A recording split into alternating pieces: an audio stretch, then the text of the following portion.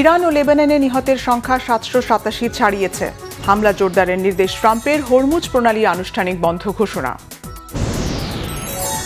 ইরানে যুক্তরাষ্ট্র যুদ্ধ শুরুর পর মধ্যপ্রাচ্যগামী 147টি ফ্লাইট বাতিল, 1 মাস বাড়ানো হয়েছে কাতারের ভিসার মেয়াদ। অভিনন্দন জানিয়ে টাঙানো বিলবোর্ড সরিয়ে নিতে প্রধানমন্ত্রীর নির্দেশ। উপকূলীয় ও বঙ্গোপসাগর এলাকায় নিরাপত্তা নিশ্চিত করতে কোস্টগার্ড প্রধানকে নির্দেশ।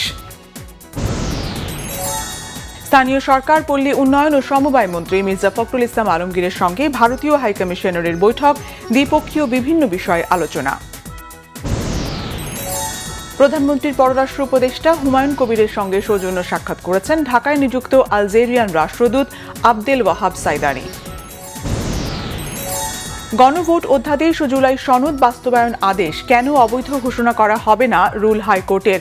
রুল হয়েছে সংবিধান সংস্কার পরিষদের শপথ নিয়েও। পদত্যাগ করেছেন দুদক চেয়ারম্যান ডক্টর আব্দুল মোমিন এবং কমিশনার আলী আকবর আজিজি ও হাফিজ আহসান ফরিদ। কোনো চাপে নয়, নিয়মতান্ত্রিকভাবে পদত্যাগ, জানিয়েছেন ডক্টর মোমেন। বর্তমান পরিস্থিতিতে মার্চ মাস পর্যন্ত জ্বালানি খাতে তেমন সংকট হবে না, জানিয়েছেন বিদ্যুৎ, জ্বালানি ও খনিজ সম্পদ মন্ত্রী। স্বচ্ছতা, বিবেকবোধ ও দায়বদ্ধতার সঙ্গে রোগীদের যত্ন নিতে চিকিৎসকদের প্রতি আহ্বান জানান জামাত ইসলামের আমির ডাক্তার শফিকুর রহমান। ঈদ উল ফিতর উপলক্ষে বাস ও ট্রেনের আগাম টিকিট বিক্রি শুরু, অনলাইনে মিলছে রেলের শতভাগ টিকিট। চট্টগ্রামের সীতাকুণ্ড বোটানিক্যাল গার্ডেন ও ইকো পার্কের দুর্গম পাহাড়ি এলাকায় গলাকাটা অবস্থায় উদ্ধার হওয়া 8 বছরের মেয়ে শিশুটি মারা গেছে। অস্ট্রেলিয়ায় জাল ভিসা দিয়ে মানব পাচার করার অভিযোগে 4 জনকে গ্রেফতার করেছে র্যাব।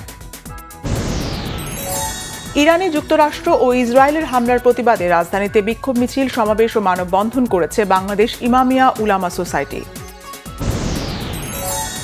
রোজা থাকায় পাঠক দর্শনার্থীর উপস্থিতি তুলনামূলক কম অমর একুশে গ্রন্থমেলায়। মধ্যপ্রাচ্যের বিভিন্ন দেশ তাদের তেল ও গ্যাস ক্ষেত্র বন্ধ ঘোষণা করায় আন্তর্জাতিক বাজারে হঠাৎ করেই লাফিয়ে বাড়ছে অপরিশোধিত তেলের দাম। আফগানিস্তানে টানা 5ম দিনের পাকিস্তানের বিমান হামলা অব্যাহত, নিহতের সংখ্যা 500 ছাড়িয়েছে। নারী এশিয়ান কাপের মিশন শুরু বাংলাদেশের। বর্তমান চ্যাম্পিয়ন চীনের বিপক্ষে লড়াই করে হার আফিদাদের। কলকাতার ইডেন গার্ডেন্সে কাল প্রথম সেমিফাইনালে মুখোমুখি হবে দক্ষিণ আফ্রিকা ও নিউজিল্যান্ড। বাংলাদেশ সময় সন্ধ্যা 7:30টায় শুরু হবে ম্যাচটি।